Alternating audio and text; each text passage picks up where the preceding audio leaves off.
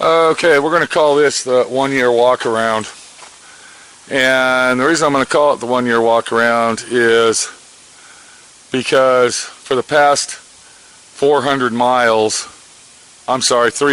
miles, this thing's been sitting in my garage more than it's been driven.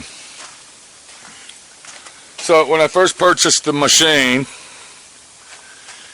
I noticed that there was a lot of rattling. There was a lot of rickety, rackety rattling. It sounded and felt like it was falling apart, and that I had to basically go through every nut and bolt and fixture and tighten every single apparatus up using ratchets, wrenches, torques, wrenches, sockets, this, that, and the other. So that was the first thing that happened, and that was basically right after we took it out for the very first time. When I ordered this, I ordered a lot of accessories with it. I ordered the crash bars on the side. I went ahead and ordered the front bumper and the rear bumper, and then I went ahead and ordered the storage compartment and also the spare tire rack. Now, I got the spare tire for free, and I also got the roof for free for ordering it when I did, and I got the half windshield for free. But I didn't get the tire rack. They gave me the spare tire and the wheel. So, we take it out, we go riding, and at the 400 mile mark, that's where we're going to start. We're going to stop at the 400 mile mark. It's about 7.5 months later, 8 months later, and all of the springs collapse. All the springs collapse. I lose 3.5 inches in the front and 4.5 inches of clearance in the back. It was a diabolical nightmare. I ended up having to buy springs. These springs right here for all 4 corners cost $1,000, not including my labor to put them on. I had to buy a special spring compressor kit to change these out. It was not an easy job. The company that sells these shocks doesn't give you any instructions, anything, nothing whatsoever, and you're basically on your own and have to figure it out all by yourself. I ended up taking the springs out of the vehicle on the back 3 times and adjusting them 3 different times, and on the front I ended up taking them out twice to get the 15.5 inch clearance that the factory sets, the specific settings of the factory, which is 15.5. So that's what I had to do. The next thing that I did is I went ahead and I bought 15-inch tires, 15-inch rims. These are bead locks. And I'm going to go ahead and tell you right now, getting the 15-inch tires does not give you an extreme lift, okay? It might give you a 1/2 inch or 1 inch, 3/4, but it doesn't give you 3 or 4 inches like you think. But I went ahead and got those because I wanted bead locks on it. The 14s were a little bit small for my taste. I went ahead and bought those. So now we get to the situation,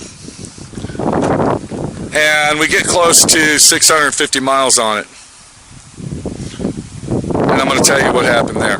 So if you notice, I went ahead and I replaced my intake tube because the cheap plastic one literally collapsed. It literally almost collapsed. It wasn't sucking any fresh air, so I ended up having to replace this.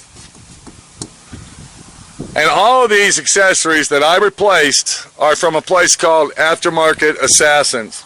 I went ahead and replaced the muffler, Aftermarket Assassins.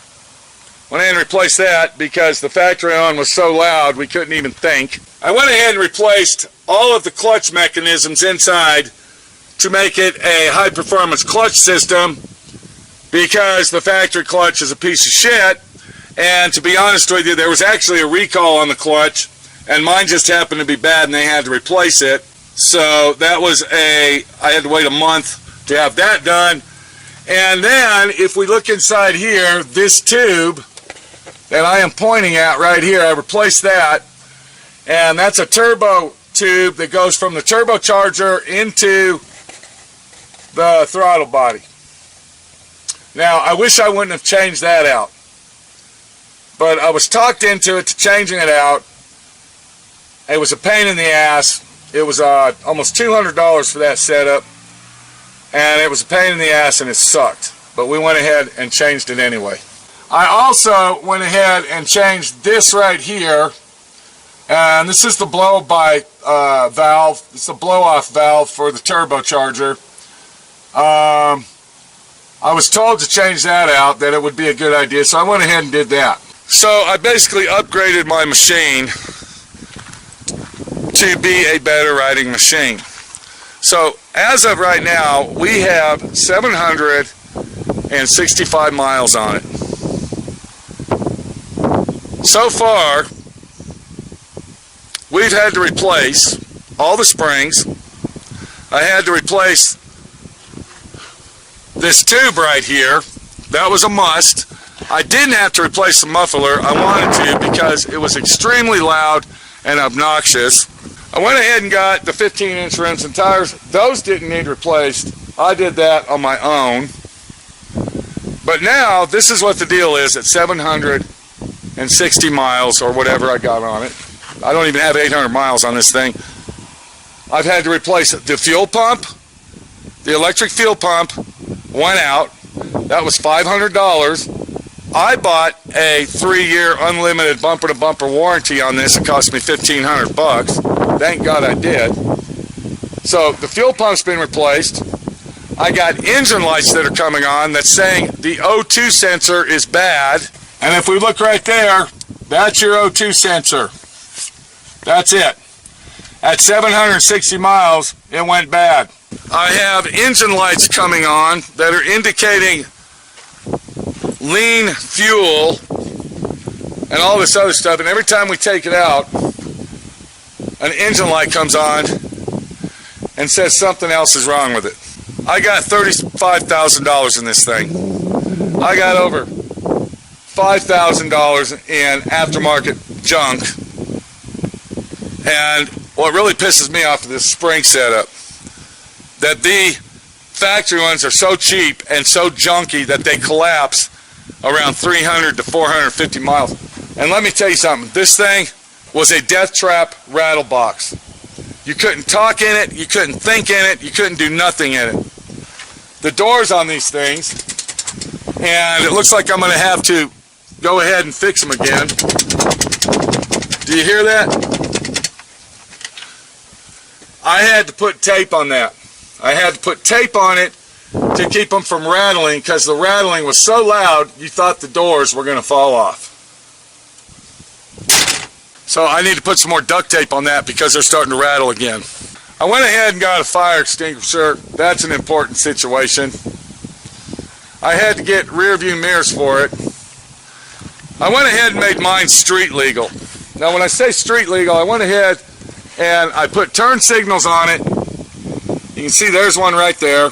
I went ahead and wired in the turn signal system to the back LED lights. So it's got left and right turn signals, it's got flashers, and then I went ahead and did the horn. And you can see the horn right there.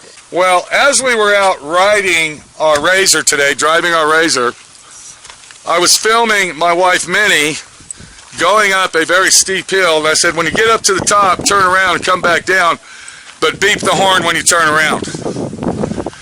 So she goes to beep the horn, and I heard the horn barely beep, and then I didn't hear it again. So she told me when she got down and we got done filming, going up and four-wheeling, she told me, she said, I think the horn's bad. I couldn't get it to work again. So now the horn's gone.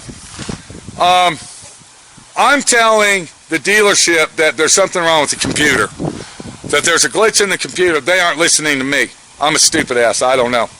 They said, we can't do it that way. We need to go by protocol. Whatever it says, we need to replace it. So I got to put up this shit for another year and a half, and then after a year and a half, I'm screwed because I'm still continually going to have to worry about engine lights coming on and getting stranded 35, 40 miles out in the middle of nowhere from my vehicle and then pay $500 or $600 for some tow truck guy to come pick me up? Is that what you're telling me? All this is a rich man's toy. That's it. If you aren't rich and you can't afford to own it, you're going to be spending a lot of money on it. I'm telling you that right now. As we're on the subject, remember I told you all my springs collapsed? I told you that, right? Well, when they were collapsed, I probably bottomed out 29 times. And I bottomed out one time so hard that I hit my $450 crash bar, and you can see what happened to it. $450 for crash bars from Polaris, and I barely smacked down on a rock, and that's what it did. Another thing I was told to do is to protect the lower control arms on the front and the rear control arms on the back, so I went ahead and bought these. That was another $500 for the front and rears, and then of course that didn't include any of my labor. So yeah, and then here's the fuel pump that they replaced right here. I don't think that was a problem or an issue. I'm still going to go with my theory that there's something wrong with the computer, and I'm getting all these codes and readings for no reason whatsoever, and they need to replace the computer, but they won't listen to me. They won't listen to me. Now, this is another problem. I live in Moab, Utah. The closest dealer that I can bring this to get my warranty work done is in Price, Utah. Or I can go to Grand Junction, but in Grand Junction, Colorado, they're backed up for several months. They'll tell you that right off the bat. Don't bring it here. We don't want it. Another thing that I found out, and this is really important for anybody out there that's interested in one of these and wants to pay for the factory warranty, the $1,500 or $1,800 extra, when you tell these dealers that, they act like they don't want to work on it. Don't bring it here. We're backed up for months. Well, I'll give you an appointment 4 months from now. You can come in 4 months and we'll work. The dealership in Price, I had to wait a month, but they actually took me in. I had one dealership, I think it was in Delta, Colorado. The guy was a total jerk-off on the phone, total piece of shit. He tells me, what's your VIN number? I give him the VIN number, and he says, I see you got a factory warranty on that, an extended warranty. Don't bring it here. We don't work on extended warranty. You're a dealership. You're a factory representative. You don't work on them. No, we don't. And by the way, we're backed up. We don't even have time to look at it, so just, don't even bring it here. We don't want to look at it. Bring it back to where you bought it, and they'll take care of you. And I said, oh, I'm going to go back to Sherman, Texas. Yeah, go back to Sherman, Texas. They'll be glad to take care of it, but we're not going to do nothing for you. And this is a certified factory dealership in Delta, Colorado. $35,000, people. And I'm telling you what I'm getting ready to do. If I continue to have problems with this thing, I'm going to get it fixed. I'm going to take it out for several test drives. When I know and I'm satisfied that it's fixed, I'm selling it, son of a bitch. I'm not keeping it. This is a 2020 Polaris RZR Pro XP, fully loaded. If you look up inside, it's got the computer screen, it's got the stereo system, it's got the Bluetooth system, it's got everything on it that you can get. It's got the adjustable electronic shock system, it's got everything. Will I get my $35,000 back? No, I won't. I'll probably have to take a $10,000 or $12,000, $13,000 loss on this thing. But that's the life of owning one of these. Polaris doesn't give a shit about the springs, I can tell you that right now. As far as they're concerned, they had a recall on them, and they claim that this spring is called a tender spring. Not this one, but the top one here. You replace that and everything's all right. Bullshit. It's all 4 corners and all springs collapsed. I had a recall on the clutch, and I wasn't supposed to drive it while the clutch was that way because the clutch actually explodes. When they took the cover off and checked mine, mine was a bad one. And I will say, when they replaced it, that solved a lot of my issues with loud noises. The grinding noise, the clack noise when you take off, where it kicks in, it sounds like bang, bang. That's gone. It's a lot more quieter, and a lot of problems I had was coming from that clutch. So that was a factory defect. This is Pete, my friend Pete, your friend Pete, and I'm going to tell you right now, if you're planning on buying one of these, you better seriously think about it. And if you're going to buy one of these, I'm going to be honest with you, if you buy a used one, you better make sure you're buying it from an honest to God person that took care of it like my friend Pete does, because these things are so touchy and they're so fragile that you don't know what can go on with them. I love my RZR, I'm not going to lie to you. I have a lot of fun in it, and I love it. But if I continue to have problems with it, I'm going to sell it, plain and simple. I'm not going to keep it. I'm not going to end up continually spending money on it and worrying every time that I go out on a trail if it's going to break down, if I'm going to get stranded, how far can I go until the engine light comes on again. I just ain't going to do it. The only wheels I'll be riding in the mountains and on the trails are these wheels right here. Take it easy. We'll see you later. And hopefully you don't have bad luck like I do.